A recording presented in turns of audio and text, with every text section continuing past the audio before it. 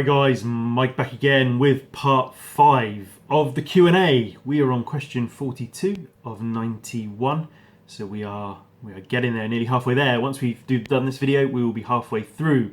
So I hope you're enjoying the Q&A series. What I'm gonna probably do is upload one video a day, because I appreciate that watching, you know, hours of me answering questions is probably not you know, not everyone's idea of a good time, and I don't really want it to kind of block up people's feeds really, so I'm going to upload one a day. So that's, and I think it's going to end up at about probably 8 or 9 videos, so it's going to be 9 videos worth. I mean, I might upload a couple a day, but we'll see how it goes. But anyway, so we're going to carry on with question 42 from John Partain, who asks simply, how many points of Blood Angels do you have? At the end of the last video, I stopped the video just to go and add them up. It is 22,006 points of Blood Angels. So there we go. Januine says, many congrats on hitting 2K, Mike. Well, hey, cheers for all the great videos you put up, and looking forward to many more. A question. I finally bitten the bolt around, so to speak, and ordered a Warhound. Top job. You will not be disappointed. Have been poring over and watching and rewatching your Ace Warhound project videos for tips and so on. Thank you very much. So helpful, thanks for that. Question. What would be your most important / biggest caveat and or piece of advice for someone about to build their first Warhound Titan? Cheers again, fella, and best of luck. Oh, cheers, thank you very much. The biggest advice is take your time, really, and love every minute of it. It's, you know, and again, I think we spoke on a previous video about the cost of stuff and how it is relative to your earnings and to your lifestyle, and you know, I mean, you know, what 1,200, 1,300 quid Warlord Titan might be, you know, relatively nothing to buy for some people, but it might be, you know, someone saving up for a year for it, you know, and that goes for everything as well. I mean, you know, same with a box set, 20 quid box set. So, you know, Warhound, from my perspective, Warhound's kind of that mid-price point. You know, it's an expensive model, too expensive that you don't want to mess it up. But if you take your time, you're not going to. And again, I think making sure you've got all the right pieces, making sure Forge World have provided you with everything you need to make the Warhound. Do an inventory of all your parts, and then do another inventory of all your parts. Make sure you know what the pieces are, make sure you know where they go, make sure they're of good quality, make sure there's no horrible miscasts that you're unhappy with.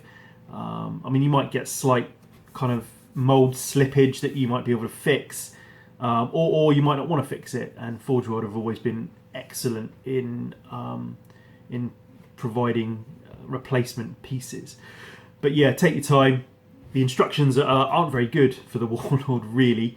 But again, there's loads of great YouTube videos out there. I mean, I think my series is relatively useful, I think, but certainly there's some other videos out there as well that will almost walk you through it, and also build it from the ground up. If you watch a video I put up about making my Cerastus Knight Titan, I talk about deciding what base you're going to put it on. Have that base completely made. You don't need to have it painted, but you need to have it made, and then you can start building your Titan up on the base from the feet and the toes. Get them positioned. Then you're going to use your lower leg bits and your upper leg bits and your hip joints and your kind of waist section in the middle of your hips. And basically, whatever you do, make sure that hip section, that waist section is level, because your body's going to go on top of that waist section. And if it's tipping, because it's all completely posable from the toes to their head, or the legs specifically are completely posable. So make sure that waist joint is level, and make sure that you haven't got any kind of, you're not going to have any kind of tipping issues, because the top of that Warhound Titan is really heavy and it can overbalance. Which if you, again, go back to one of my videos called No, I had an issue with the Warhound Titan from it becoming unstable, and it fell forward and fell out of my cabinet and broke. So again, yeah, you don't make that mistake. So yeah, love every minute of it, really. Enjoy it all. Enjoy the cleaning, enjoy the washing, enjoy the toothbrush work on it. You know, enjoy putting it together, deciding how you're gonna pose it. Build it from the ground up. Sort your base out first. Make sure your waist is level. And I mean, depending on how you're going to have the base. I mean, if you're going to have him flat-footed and you're going to move him about and you're not going to have him on a base, that's fine. But if you're going to have him on a base and you're going to have him in kind of a dynamic position, and he's going to be kind of stuck to that base almost, you know, he's going to be, the way he's posed is going to be kind of governed by the base. It is probably worth pegging him in, you know, putting a bit of rod in the base and drilling a hole in his foot, just so there's that extra stability, so he's definitely not going to fall over. So that was probably a long answer to a relatively simple question, but yeah, hope that helps. Again, have you got a YouTube channel, and you know, you're going to be doing a build log of your own, because it's always interesting to see people build the big models. Grawley's Lair. Congrats on the 2K milestone, Mike. Thank you very much. Well deserved to your fantastic channel. Well, thank you. What is your favourite and least favourite type of YouTube content to watch, and why? I.e. bat reps, painting tutorials, unboxings, Q&As, reviews, music vids, movie trailers, vlogs, or vlogs, to suggest just a few, or something completely different. I am subscribed almost exclusively to wargaming channels. Don't tend to watch bat reps, because I think, because I don't play the game, I don't tend to watch bat reps, but maybe I should watch bat reps. I always think this, I should watch bat reps to understand how to play the game, because we know that I don't know how to play the game. So maybe bat reps would teach me how to play the game, or give me more of an insight. I do enjoy painting tutorials. I'm always looking to develop my skills. I'm always looking to try something new.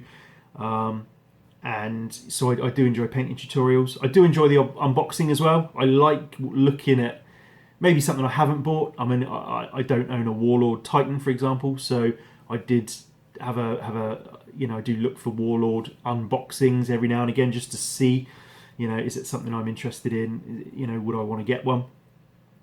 Q&As I do like as well. And again, depending on what I'm doing, if I'm doing a bit of HMS Victory or a bit of Millennium Falcon, I'll stick a Q&A on, you know, because they're kind of 15-20 minutes usually. You know, and you can just sort of listen to it and catch up with what's going on with someone else you're subscribed to and interested in. Do watch movie trailers, actually. They tend to pop up on my kind of feed or my homepage. So don't tend to search out for them, but if they pop up, you know, well, YouTube knows you, don't they? Worryingly, they know what you like. So yeah, that tends to pop up, and I do like that. But yeah, generally, you know, my YouTube feed is pretty much exclusively my subscribed channels, people doing the same sort of stuff as me. And I like all sorts of modelling, to be honest. You know, people building, you know, different types of armies, you know, historical stuff, Napoleonics and World War II stuff. I enjoy that. I enjoy seeing what other people are doing. Again, I watch videos of all game systems, really, just to sort of see what I'm missing, see what I might want to get into. But that's about it, really. Yeah. There we go. So thank you for the question. Big Mech Dan Skull. Well done, mate. Okay, as I happen to be eating my breakfast while watching this, other than the obvious cornflakes, you know, there we go. If GW were to launch their own brand of cereal with a free miniature inside, what would it be, and would you buy it? Oh my god. That's that's far too creative and inventive for this time of the morning. And now I've just got cornflakes in my head. I can't think of anything else. You know. Thank you for the question, Big Met Dad Skull. I might come back to it, but I might have an epiphany as I'm going through the video. But for timeliness and to not stop this video so that there's multiple cuts that I need to mess about with, I'm just going to carry on. So, but you're in, lovely. Would I buy it though? Would I buy GW cereal? I'm not a massive cereal eater, to be honest. I do like cornflakes, Rice Krispies, Weetabix. I like. Other than that, I don't really eat a lot of cereal. So I probably wouldn't buy it, depending on the miniature. Mind if it was a cracking miniature, you know, I'll probably buy the cereal just for the miniature, like you used to when you were a kid. What would it be? I don't know. What would it be? See, I'm just thinking of chaos type stuff, like because you've mentioned cornflakes, which are the obvious ones, and I'm thinking would Nurgle have a range of cereal? But that'd be rancid, wouldn't it? And Slanesh would be kind of weird and bit perverse probably, and Zinch, I don't really know, some sort of magical, like pixie dust or I don't know, whatever. But yeah, anyway, so I don't know. So yeah, I might buy it if the miniature was worth having. But there we go. Thank you for the question. Mikey's Miscasts, congrats on the 2K subs. All the best to you in the future. Thank you. What is your most favourite model that you've painted? I mean, I do go back to the Reaver. I do like that. I'm trying to think actually. I mean, you think my favourite mini would be the model, the mini that I think is my best painted mini. And I don't know if anyone. But going back to the cereal question, I should look at these questions before I answer them, so I'd have some sort of idea of what's coming up. But yeah, I think my favourite model is my best painted model. So I don't know if anyone down below has asked what my best painted mini is. So I don't know the answer to that, to be honest. I'd have to go and have a look. But my favourite model, I mean, again, I'm going to go back to the Reaver or the no. I'll tell a lie. I'm going to say the Cerastus Knight. Actually, I really enjoyed painting that because I painted Mars Pattern Warhound, which broke, a la Genuine's question. And you can go back to the video that says no to see that one. And then there's a follow-up video called Yes, when I picked up another one. So yeah, I painted the Mars Pattern Warhound first, then I got the Mars Pattern Reaver, then I got the Lucius Pattern Warhound, just before they stopped doing it, before they discontinued it. So I'm pleased about that. And then I've got a couple of Cerastus Knights, and only one I've built. I've got built the Lancer, which is in the cabinet. There. And I've got the Acheron with the flamer and the big chain sword thing. So my favourite model I painted, so the Cerastus Knight, and again in the same vein as a Titan, because you can pose completely posable from the feet to the head. You get that feeling of building a big Titan without the cost, I suppose. And it's more manageable as well. It's smaller. You can do it on a tabletop or a smaller tabletop. So and because I'd had experience of building a couple of Warhounds and a Reaver, when I came to build the Cerastus Knight, it all went together very nicely. So I think my favourite model that I painted is my Cerastus Knight. And I think, without looking, just from my head, I think that's one of the best models I've painted as well. I really like the paint job on that. It looks really nice, in my opinion. But there we go. Eric Hartman says, what is the best and cheapest air compressor to get for airbrushing? Well, I'm not sure if the best and the cheapest mirror. There might be kind of, I mean, I can only go from my experience, and that's all you can go from, really. The only compressor I've ever used is the cheap one from eBay. It's an AS something, hasn't got an external tank, so when you use it, the air tank just fills up. So when you're using it, it makes a noise. It clearly makes a noise to fill up the tank, but as soon as you start using it, it just continuously fills and makes a noise. If you buy one with a tank, you can buy one with a tank on top. The tank fills up, and you can use it until the tank's empty. Then it fills up, and that's a bit more expensive. But I mean, I've had my airbrush compressor for a while, actually. Couple of years, 3 years, maybe longer than that, maybe 3, and it's still going. It still does the job. I mean, like I say in a previous question, I'm not a natural artist, and I do try and develop my skills. And I probably don't use an airbrush or compressor, kind of in a way an airbrush artist might. So, I mean, if you're an airbrush artist, you might want to spend more. But again, you probably get what you pay for. I mean, I've been lucky. I've seen other reviews of this exact compressor, and it's broken down, relatively quickly. But I haven't had any issues with it whatsoever. I think if I was next one I buy, I mean, if when this one goes, and it invariably will, I'm gonna get the same one, but I'm gonna get one with the air tank on top. There's a black air tank on top, but it's an AS series. I don't know who makes it, but they're readily available on eBay. If you just look at air compressors, airbrush compressors, you'll see them. They come as kits. I mean, I think you can get that compressor and a couple of cheap airbrushes for sort of 65, 70 quid, which to get going with airbrushing is fine. I mean, it's how I got into it, and you certainly can develop your skills. And then, you know, is it for you? Do you want to continue doing it? And again, I mean, you know, spend what you can afford, really. But I think with all this sort of stuff, you do get what you pay for. I do get better results with a more expensive airbrush, but again, it's not a massively expensive airbrush. My best airbrush, and again, if you go back to previous videos, you'll see my little thing on airbrushes. You know, I get middle of the range airbrush, sort of 100, 120 quid's worth. You know, you can get them for 200, 300, 400 pounds worth, you know, so I've never used a 400 quid airbrush, 300 quid airbrush, so I don't know how that will compare to my 120 pound airbrush. So, but my airbrush and compressor does what I want it to do. So yeah, I mean, I just, that's how I'd start, you know, unless you've got money to burn, money to spend, and you really think you're going to get into airbrushing, spend more. But, you know, just that cheap series one, really, I've had good experience with it. So again, your mileage may vary and all that. Okay, mini Warzone. Pete. Wow, awesome prizes, Mike. So generous of you. Well, not at all. It's payback to my subscribership and people who support this channel. So I'm really grateful. A huge congratulations for reaching 2K subs. Thank you. Okay, my questions are: did you have to do much negotiating to get your awesome hobby room? Do you organise the room yourself, i.e. paints, displays, layouts, etc., or does someone help you with that? Great work, my friend. Keep up the great work, my friend. Thank you, Pete. Thank you. No, actually, the negotiating went the other way. Now, not to dive, you know, not to go too much into my personal life. We live in a 3-story house, and our lounge used to be on the first floor, on the first floor.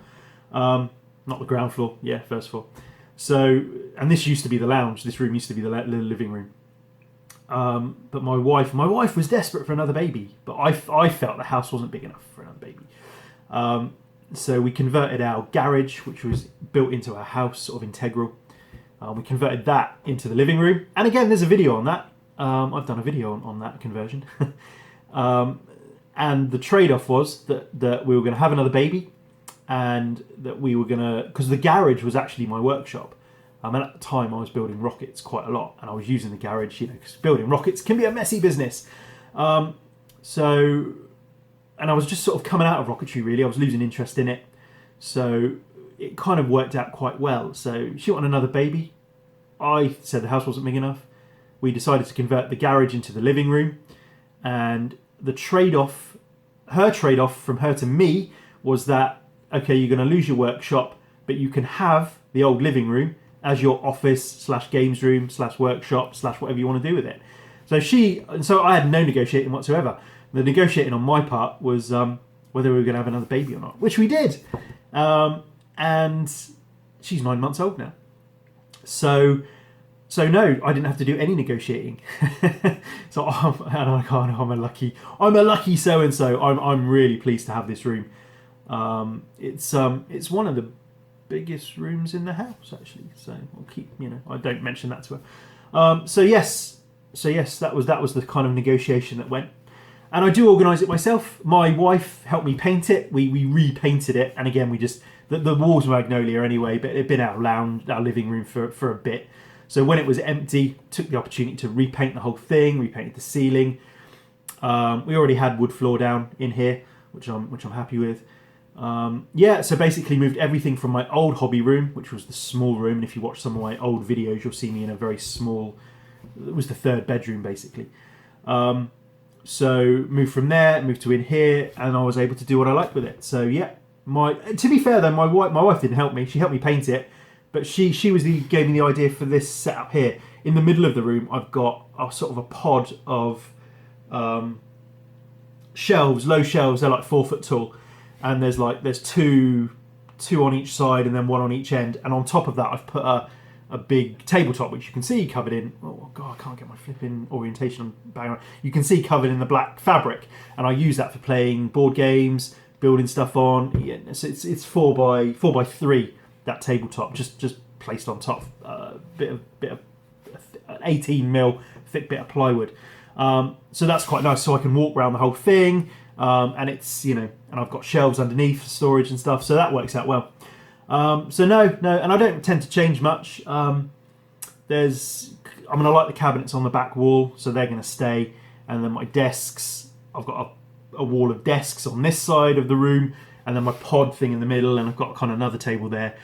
So no, and it's kind of just, it is as I like it, to be honest. And I mean, I'll change the pictures on the walls every now and again, although my rocketry wall of fame is up, which is, you know, I like that. So I leave that there. But no, it's kind of as I want it now. And because I've consolidated my hobby life, I don't tend to move stuff too much, because I've got enough space to keep everything I want. So there we go. So thanks very much, Pete. You're in, clearly. Last question then. We'll take this up to question 49 because we're getting on. Oh no, we'll do a couple more questions because I think these ones are going to be quite quick answers. So Dice Miniature Paint Guy asks, wow, that's an insane giveaway. Thank you very much. Just tweeted this on my Twitter. Oh, nice one. Cheers. Thank you. Thank you.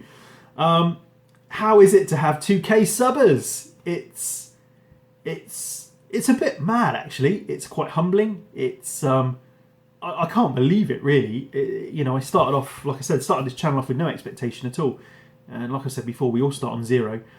And just to think that 2 people have clicked the subscribe button on this this channel, this sporadic content, this you know, infrequent upload schedule, and my blathering and waffling. But no, it's real. I'm really appreciative. I mean, I'm kind of on the way now to 2,100. So it's but yeah, it's really nice, and just sort of, I don't know, just consolidates my thoughts of the community, really, which is a fantastic community to be in. So yes, it's humbling, and yeah, really, I'm really chuffed, actually, really chuffed. WG Revival, and this will be the last question, which takes us up to question 50. Would you consider starting a second Warhammer 40k or other army? If so, which one? Congrats on the milestones, man. From the video, I'm guessing not Harlequins or Genestealer cult. Well, you're quite right. As I've said in previous questions, I'm not really into the Xenos stuff. And you know that if you've entered the competition, I'm giving away the Harlequin half of Death Mask, and I'm giving away the Genestealer half of Overkill. So no interest in collecting those. And I've mentioned it in previous videos, actually, that I will be starting up a Deathwatch army. Again, not huge. I'm gonna get, what have I got? I've got the Overkill half, so those 11 miniatures. I've got Death Mask, so I've got a kill team and a Vanguard Veterans squad. Kill team of 5, Vanguard Veterans squad of 5. Captain Artemis and a Dreadnought. And then what else? And I've picked up the Deathwatch specific commander, the Watch Commander, the Captain, which was a redo of a Captain that was previously available in something else, but I didn't have that particular Captain, so that's new for me. The Chaplain, which was only available in the Reclusium box set, which I didn't have, so again, got that one. And the Librarian, which I did have, and I've got as part of my Blood Angel army, but I'm going to give him a different, I think I used the hand on my Blood Angel army, but I'll put the whatever weapon it is in his right hand. So yeah, Deathwatch. It's going to be a Deathwatch army, and another army that will sit in those cabinets unplayed. But you never know. Maybe Deathwatch will inspire me to, because it's more manageable. I'm building it and I'm starting brand new, fresh. Maybe I'll be inspired to maybe take my Deathwatch to war and maybe start learning with my Deathwatch army rather than the Blood Angels. But there we go. So there we go. That is part 5 of the